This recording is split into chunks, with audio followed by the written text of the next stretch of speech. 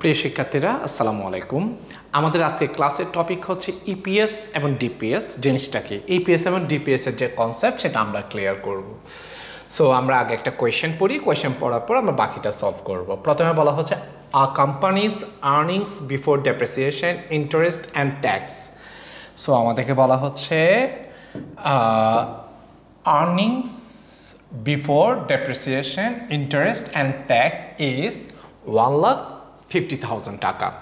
ওকে, আচ্ছা, এই যে earnings before depreciation interest and tax, এটাকে আবার বলা হয় ক্যাশ ফ্লো বিফোর ট্যাক্স। এটাকে ফাইন্যান্সে আবার বলা হয় ক্যাশ ফ্লো বিফোর ট্যাক্স, আর অ্যাকাউন্টিংয়ে বলা হয় earnings before depreciation interest and tax. The depreciation amount is 30,000 টাকা, 10% mortgage loan 2 lakh টাকা, corporate tax rate is 20%, company has 10% non-cumulative preference share or 3 lakh টাকা, 10,000 টাকা has to be transferred in general reserve fund, the par value of common share 10 টাকা each and the number of common shares 20,000 টাকা. Find out the EPS rate and DPS rate. EPS rate and DPS rate টা আমাদেরকে calculation করতে বলেছে।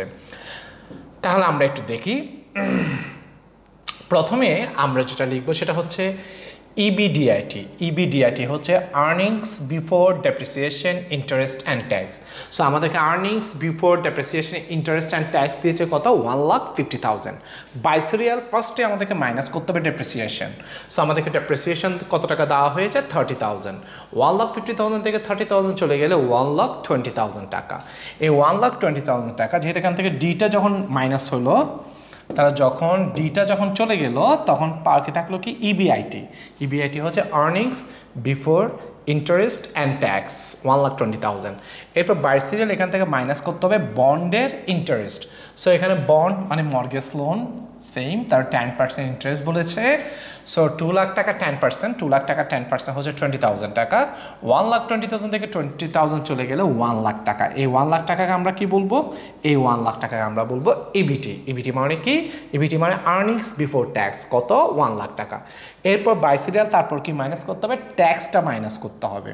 So আমরা যখন ট্যাক্সটা যখন minus করব, কর্পোরেট ট্যাক্স 20% যখন মাইনাস করব, এখানে 20% দেওয়া আছে কর্পোরেটের 20%, 20,000 টাকা মাইনাস করলাম, তাহলে ট্যাক্স মাইনাস করার পর আমরা যে জিনিসটা পাবো সেটাকে বলা হবে ইএটি। ইএটি মানে কি? ইএটি মানে হচ্ছে earnings after tax. So earnings after tax কত? আর্নিংস আফটার ট্যাক্স হচ্ছে 80,000 টাকা। এই যে আর্নিংস আফটার ট্যাক্স 80,000 টাকা, এই 80,000 টাকা কাদের মধ্যে ডিস্ট্রিবিউটেড করে দেওয়া হবে? যারা শেয়ার হোল্ডার্স যারা আছে তাদের মধ্যে ডিস্ট্রিবিউটেড করে দেওয়া হবে। শেয়ার হোল্ডার্স মেইনলি দুই প্রকার, একটা হচ্ছে কমন শেয়ার হোল্ডার, আরটা হচ্ছে প্রিফার্ড শেয়ার হোল্ডার। ওকে, তো যারা প্রিফারেন্স শেয়ার হোল্ডার যারা, ফার্স্টে তাদেরকে ডিভিডেন্ড দিতে হয়, সেজন্য তো তাদেরকে প্রিফারেন্স বলা হয়।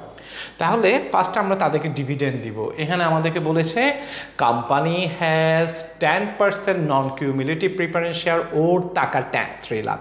তার মানে 3 লাখ টাকা প্রিফারেন্স শেয়ারের ক্যাপিটাল। এটার উপর যখন আমরা 10% ক্যালকুলেশন করব 30,000 টাকা, 80 থেকে 30,000 চলে গেলে 50,000 টাকা। এই যে এখানে 50,000 টাকা বলা হয়েছে, এই 50,000 টাকা যেটা, এটা হচ্ছে কমন শেয়ার হোল্ডারদের।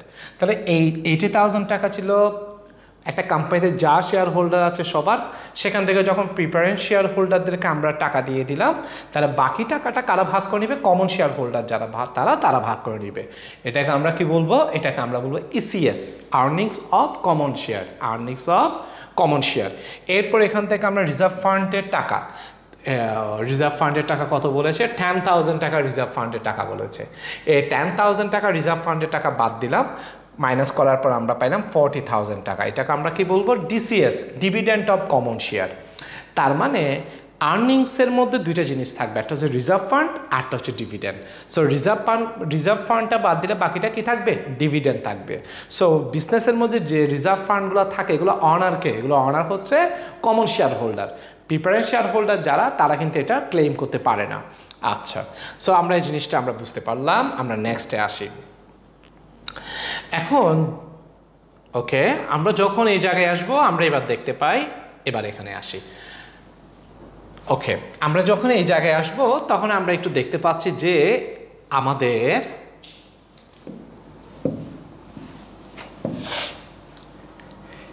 এই যে 50,000 টাকা, এটাকে আমরা কি বলেছি? এটাকে আমরা বলেছি ইসিএস, মানে earnings of common share. That means common শেয়ারের টোটাল আর্নিংস হচ্ছে 50,000 টাকা। এই যে আমরা এখানে 40,000 পাইলাম, এটা কি ডিভিডেন্ড? ডিভিডেন্ড কার ডিভিডেন্ড? কমন শেয়ার হোল্ডারদের ডিভিডেন্ড, কমন শেয়ার হোল্ডারদের ডিভিডেন্ড। তাহলে এই 50,000 হচ্ছে কমন শেয়ার হোল্ডারদের ইনকাম আর্নিংস, আর 40,000 হচ্ছে কমন শেয়ার হোল্ডারদের ডিভিডেন্ড টোটাল, এটা হচ্ছে টোটাল। ওকে, এখন আমি যদি পার বের করতে চাই যে পার শেয়ার হোল্ডার কত, পার শেয়ারে কত, সো আমরা যখন ইপিএস বের করব, অর্থাৎ ইসিএস থেকে কি বের করব? আমরা ইসিএস বের করব। তখন আমরা উপরে কি লিখব?